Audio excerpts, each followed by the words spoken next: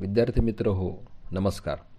मी प्राध्यापक मानाजी गावडे, तुळजाराम चतुर्वेद महाविद्यालय, कनिष्ठ विभाग, बारामती. मित्र हो, आपण कालपासून मराठी व्याकरण पाहतो आहोत. काल आपण शब्दशक्तींबद्दल पाहिलं आणि मी पाठाच्या शेवटी म्हटलं होतं की आपण उद्या काव्यगुण म्हणजे काय हे प्रकरण पाहूया. पान नंबर 123 वरती काव्यगुण म्हणून एक व्याकरणाचा भाग दिलेला आहे. जसे माणसामध्ये काही गुण असतात तसेच साहित्यामध्ये म्हणजे काव्यामध्येही काही गुण आढळून येतात. आता त्यांनी प्रकरणाच्या सुरुवातीलाच काही उदाहरणं दिली आहेत आणि असं म्हटलं आहे की ती वाचून त्यातून व्यक्तीचा कोणता गुण दिसतो ते लिहा आणि खाली काही वाक्य दिलेले आहेत.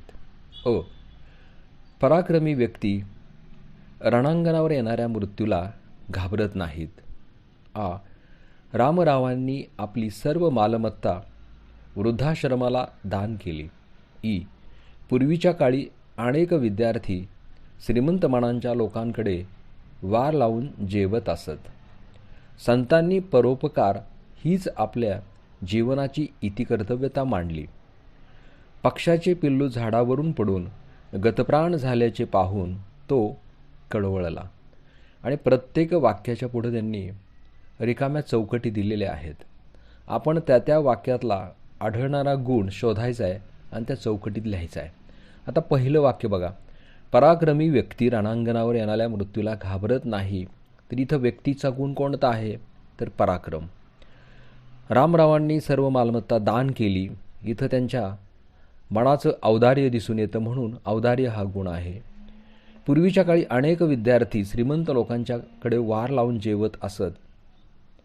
परोपकार हा गुण दिसून येतो. संतांनी परोपकार हीच जीवनाची इतिकर्तव्यता मांडली. इथं संवेदनशीलता हा गुण दिसून येतो. पक्षाची पिल्लू झाडावरून पडून गतप्राण झाल्याचे पाहून तो कळवळला. इथं त्याचं कारुण्य म्हणजे करुणा हा गुण दिसून येतो. मित्रांनो, वरील उदाहरणांमधून व्यक्तीमधील पराक्रम, उदारता किंवा औदार्य, परोपकार, संवेदनशीलता, करुणा यासारखे गुण दिसून येतात. त्याचप्रमाणे काव्यातही गुण असतात आणि अशा गुणांमुळे काव्य उठावदार, प्रभावी होण्यास मदत होते. हे त्यांनी पुढं दिलेल्या तुलनेवरून आपल्याला दिसून येईल. आता त्यांनी इथं 2 तक्ते दिलेले आहेत तुलनात्मक. पहिला तक्ता आहे व्यक्ती आणि दुसरा आहे काव्य. 1. व्यक्तीच्या ठिकाणी अनेक गुण असतात तर काव्याच्या ठिकाणी सुद्धा काही गुण असतात. 2. विविध गुणांमुळे व्यक्तीचे चित्र खुलते तर विविध गुणांमुळे काव्य सुंदर व उठून दिसते. 3. व्यक्तीचे व्यक्तिमत्व त्याला बहुश्रुत बनवते तर गुणांमुळे काव्याला सौंदर्याचा साज चढतो. काव्यांच्या ठायी असणाऱ्या गुणांचा विचार आता आपण पुढं करणार आहोत. तर काव्यरचनेतील अनेक काव्यगुणांपैकी प्रसाद, माधुर्य व ओज हे 3 गुण महत्त्वाचे आहेत. आता आपण काव्यगुणातील शब्दांची वैशिष्ट्ये पाहूयात. 1. सोपे, सुटसुटीत, उच्चारण्यास सहज सुलभ असे शब्द. 2. शब्दांमध्ये नाद मधुरता असते. 3. शब्दांमध्ये गेयता व त्या शब्दांच्या अर्थाचा आंतरिक गोडवा दिसून येतो. 3. काव्यपंक्तीमधून व्यक्त होणारा किंवा जाणवणारा भाव. म्हणजे या सर्वांमधून असं दिसतं की अशा प्रकारच्या शब्दांमधून काव्याची शोभा वाढते. ती काव्ये श्रवणीय ठरतात. त्याचमुळे ती रसिकांना मुखोद्गतही होतात. तर आता आपण काव्यांचा पहिला गुण प्रसाद याच्याविषयी माहिती घेऊयात. प्रसाद याचा अर्थ सुलभता, सोपेपणा. काव्य ऐकल्यानंतर किंवा वाचल्यानंतर सहज अर्थबोध करून देणारा जो गुण असतो त्याला प्रसाद असे म्हणतात. या गुणाने युक्त असलेल्या काव्याला प्रासादिक काव्य असे म्हणतात. आणि आता त्याने प्रत्येक गुणांच्या खाली असं आडवी एक रेघ ओढून त्याच्या खाली त्यांनी बाण दाखवून त्या गुणांची काय वैशिष्ट्ये आहेत हे आपल्याला दाखवून दिलेलं आहे.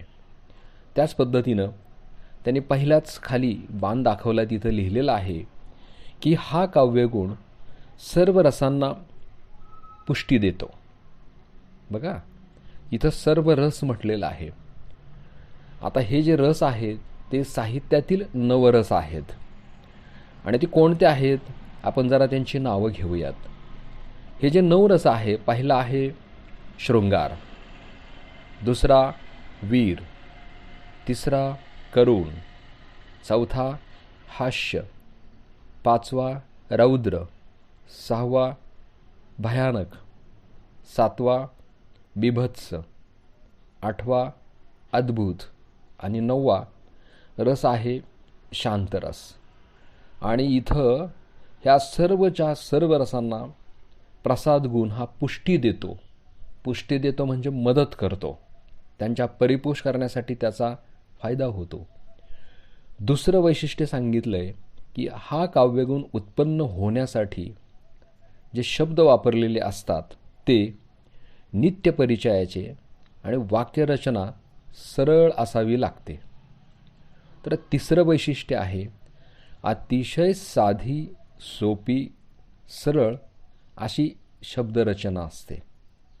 आणि चौथं वैशिष्ट्य आहे ती सोपी, सुबोध आणि चटकन अर्थ समजणारी रचना असते. म्हणूनच त्याला प्रासादिक रचना असे म्हणतात.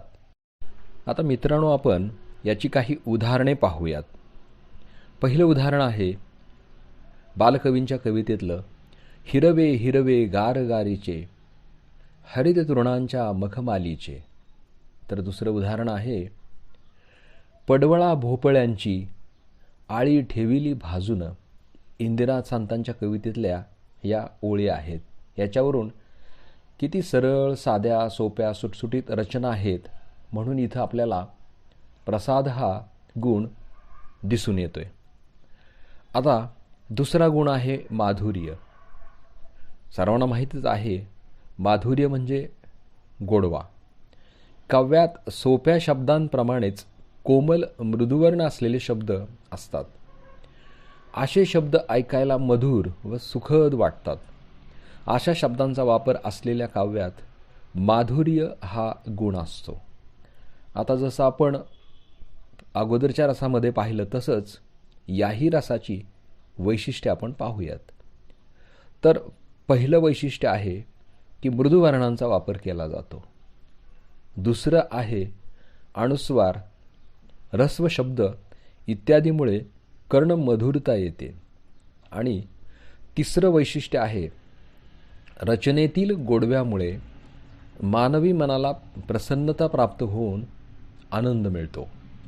तर चौथं वैशिष्ट्य आहे की या काव्यगुणाने चित्तवृत्ती तल्लीन होऊन जातात. आता त्यांनी एक उदाहरण दिलेलं आहे बघा. घेई छंद मकरंद, प्रिय हा मिलिंद, मधुसेवनानंद, स्वच्छंद हा धुंद, मिटता कमलदल होई बंदी भृंग, तरी सोडिना ध्यास, गुंजनात दंग. पुरुषोत्तम दारव्हेकर यांनी लिहिलं हे एक नाट्यगीत आहे. अशा रीतीने माधुर्य हा गुण आपल्याला काव्यामध्ये दिसून येतो. आणि आता तिसरा गुण आहे ओज. ओज म्हणजे भाषेतील आवेश, उत्साह, जोमदारपणा.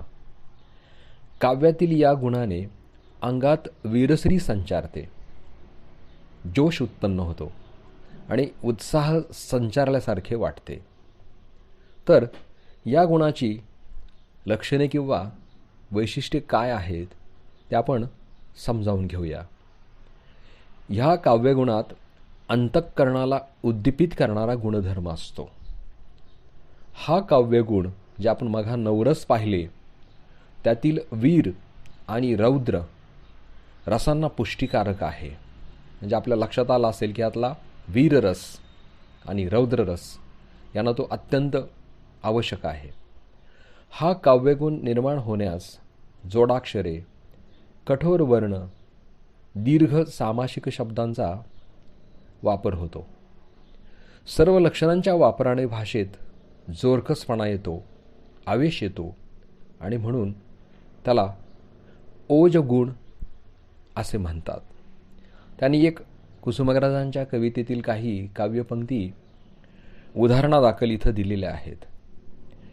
खडक काजळी घोटुनी तुमचे मनगट बाहू घडलेले, कडे कपारी मधील वणवे उरात तुमच्या दडलेले, काबूल कंद हार पथावर डंके तुमचे झडलेले. यातून आवेश, उत्साह, जोमदारपणा ही लक्षणं आहेत, म्हणून हा ओजगुण आहे. तर मित्रांनो, आपण आता तिन्ही गुणांबद्दलची माहिती म्हणजे त्यांची वैशिष्ट्ये, लक्षणे आणि प्रत्येकाची उदाहरणं आपण इथं पाहिली. नेहमीच्या प्रथेप्रमाणे त्यांनी पाठ्यपुस्तकात काही कृती आपल्यासाठी दिलेल्या आहेत.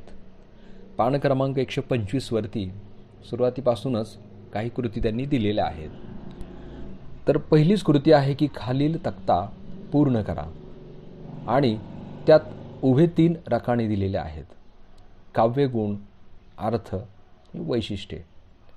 1. प्रसाद.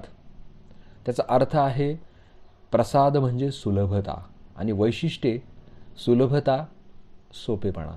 2. माधुर्य. माधुर्य म्हणजे गोडवा. गोडवा, नादमाधुर्य, गेयता ही त्याची वैशिष्ट्ये आहेत. 3रा गुण आहे ओज.